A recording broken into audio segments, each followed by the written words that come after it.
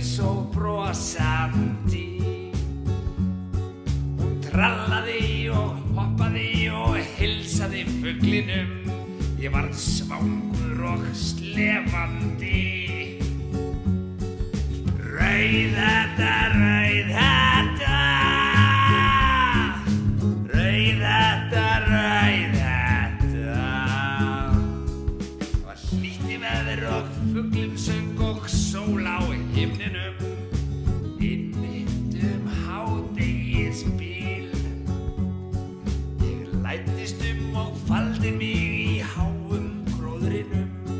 Hún var saklaus og grunlítil. Rauðhetta, rauðhetta, rauðhetta, rauðhetta.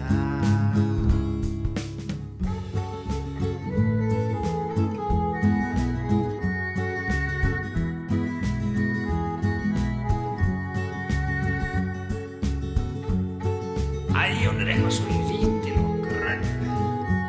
Held ég aðeins að ræða við hana og spyrja hana hvaða ferðalagi hún á.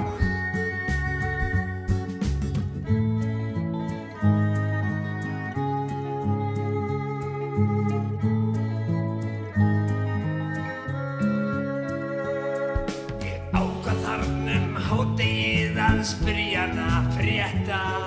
Ó, rauðhetta, rauðhetta. Ég komst að því að matseðillinn yrði tvírétta. Amma og rauðhetta.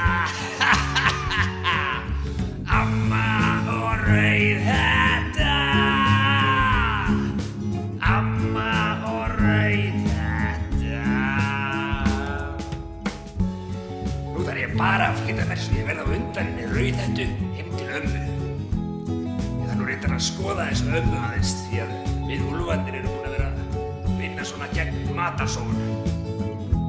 En eins og ég sagði ykkur áðan, drífið ykkur nú á Sólheima á sumardaginn fyrsta að sjá úlfaævintýrana. Það verður rosalega skemmtilegt.